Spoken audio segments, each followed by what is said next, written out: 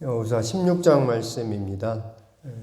어제 우리는 유다 지파가 차지한 유다 지파가 가장 넓은 땅을 차지한 것을 봤습니다. 112성읍을 차지하는데요. 그럼에도 불구하고 쫓아내지 못했다. 그 말씀을 나눴어요.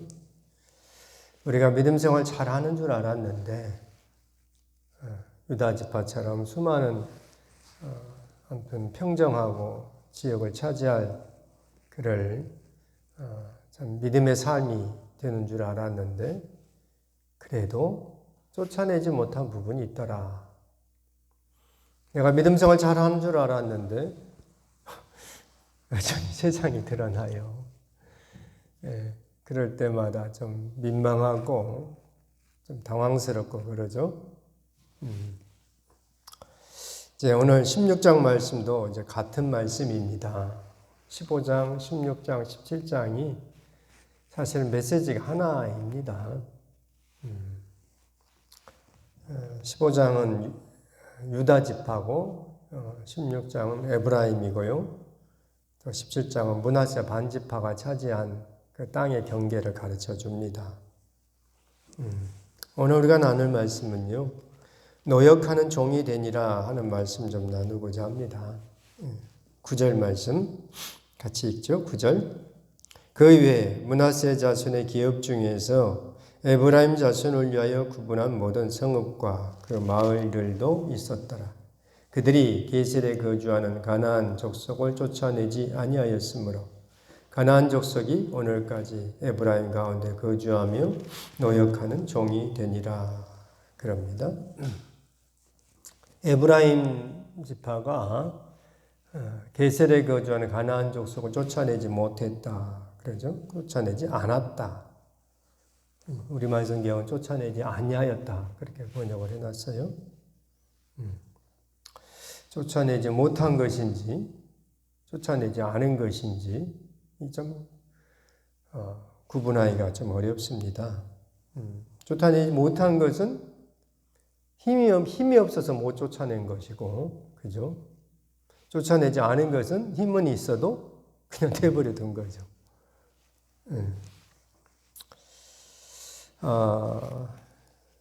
이제 노역하는 종을 삼았더라. 노역하는 종이 되니라. 그러죠?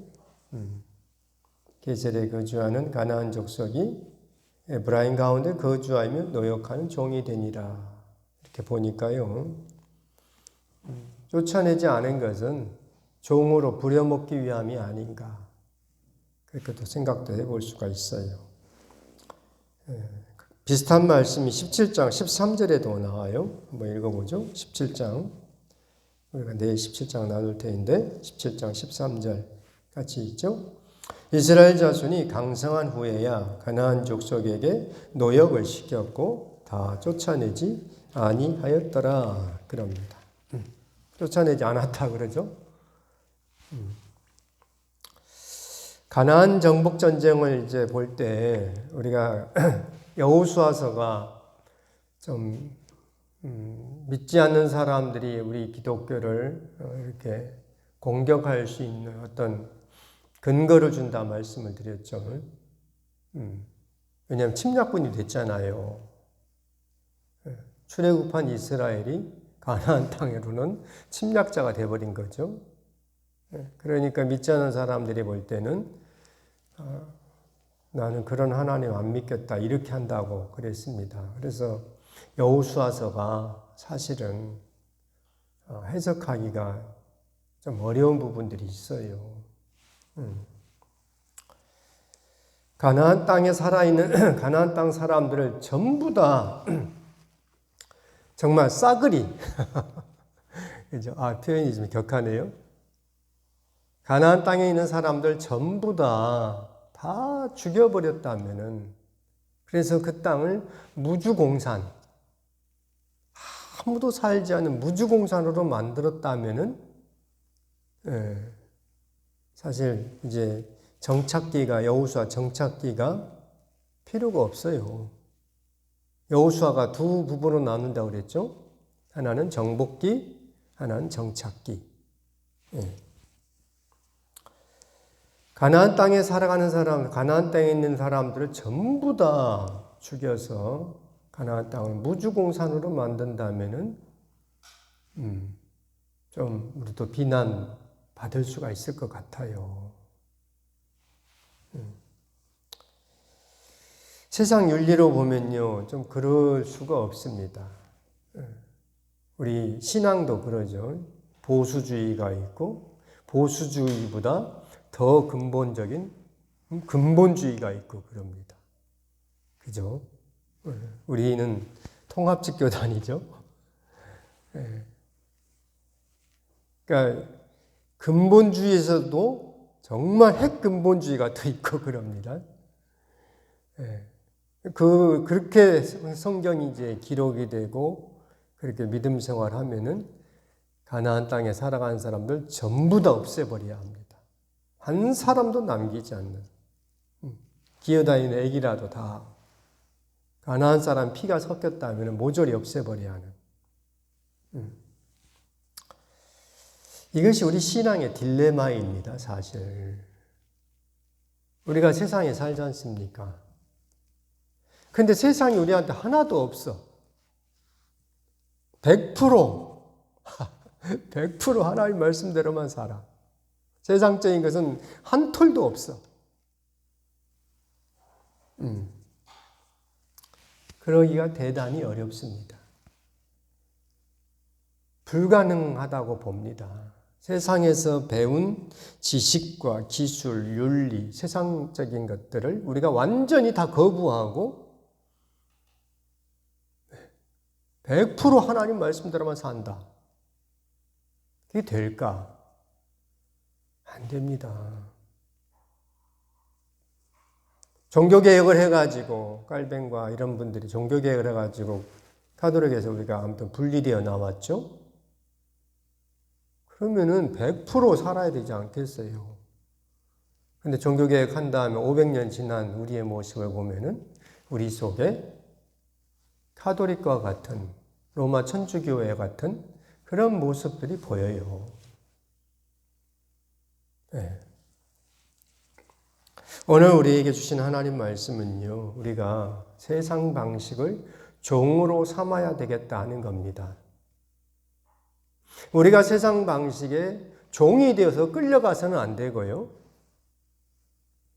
믿음으로 살아서 하나님 말씀 내 속에서 정말 힘있게 작동되어서 세상 방식을, 세상을 우리가 끌고 가야 되지, 우리가 세상에게 끌려가서는 안 되겠다는 겁니다. 이것이 노역하는 종을 삼았다 하는 말씀입니다. 그래서 성경에 이렇게 기록이 되는 거예요. 우리가 세상 것이 별것이 아닌 것을 알아야 되죠. 나는 세상에서 돈도 별로 없고 지식도 없다고 해서 자꾸만 세상을 동경하고 나는 실패한 인생이다 이러면 안 된다는 겁니다. 내 믿음의 방식은 별것도 아니다 이게 아니고 내 믿음 방식에 의해서 세상 것이 별것도 아닌 것임을 우리가 보고 그대로 나아가야 하겠습니다. 성경은 이것을 가르쳐 주죠. 가인이 아벨을 죽이고 하나님이 가인 대신에 셋을 주죠. 성경의 역사는 셋의 후손의 역사입니다. 그런데 놀랍게도 가인의 후손 가운데서 이런 사람들이 나오죠. 야발인 목축을 치는 조상이 됩니다. 야발. 가인의 후손 가운데 야발이 나와요. 목축 치는 자의 조상이 되고요. 유발은 수금, 퉁소, 음악의 조상이 됩니다. 문화의 조상이 돼요. 유발은. 그리고 두발가인이라는 사람은 기구를 만들어요. 철과 동철을 가지고 기구를 만든 사람의 조상이 됩니다. 그렇게 해서 가인의 후손들이 한 지류를 형성합니다. 성경은 그들에 대해서는 관심이 없어요. 근데 더 이상 기록이 없어요. 근데 세상을 보면요, 이들 문화를 이룬 사람들이 세상을 이끌어가는 것 같아요. 우리는 그들 문화를 따라가고요. 그들 문화를 동경하면서 나는 아무것도 아닌 것 같은 이런 착각 속에 우리가 살 때가 있어요. 그러지 않습니다. 세상 문화가 아무리 높은 바벨탑을 쌓아도요, 하나님 앞에서는 별것이 아님을 우리가 알아야 합니다. 그래야 노역하는 종으로 삼을 수가 있는 거예요.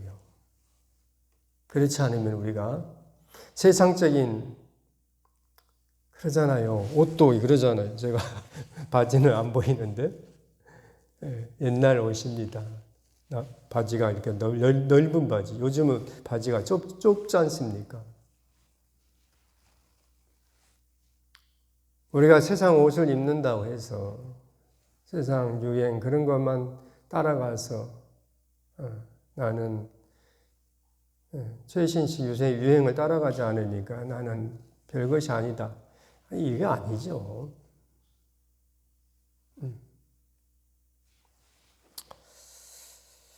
우리의 믿음이 강성해야, 우리의 믿음이 분명하고 확고해야 세상 방식을 노역하는 종으로 삼을 수가 있습니다. 힘이 없으면요, 따라갑니다. 그리고 나는 실패한 인생이 된 것처럼 그렇게 보이고요. 한 번 더 읽어보죠. 10절 말씀. 10절. 그들이 게셀에 거주하는 가나안 족속을 쫓아내지 아니하였으므로 가나안 족속이 오늘까지 에브라임 가운데 거주하며 노역하는 종이 되니라. 네. 에브라임 사람들, 에브라임 지파가 힘이 강성해야 게셀에 거주하는 가나안 사람들을 노역하는 종으로 삼을 수가 있게 되는 겁니다. 우리의 믿음이 분명하지 않으면 세상 방식에 끌려가서 세상의 종노릇하게 됩니다. 우리는 세상이 어떤 문화를 우리에게 들이댄다 할지라도 별것 아님을 알고 사실 별거 아니에요. 겉모양만 바꿔가는 겁니다. 포장만 바꿔가는 거예요.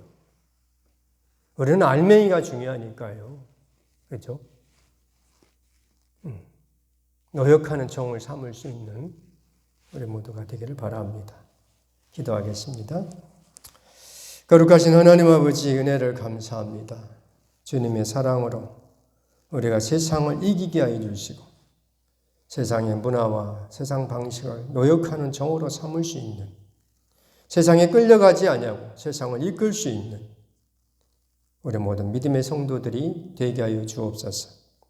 세상이 아무리 화려하고 현란한 문화를 만들어낸다 할지라도 그런 것에 눈속임하여서 끌려다니지 않도록 주여 우리 모든 성도들을 견고한 믿음의 기초 위에 세우게 하여 주시옵소서. 예수 그리스도 이름으로 기도드립니다. 아멘.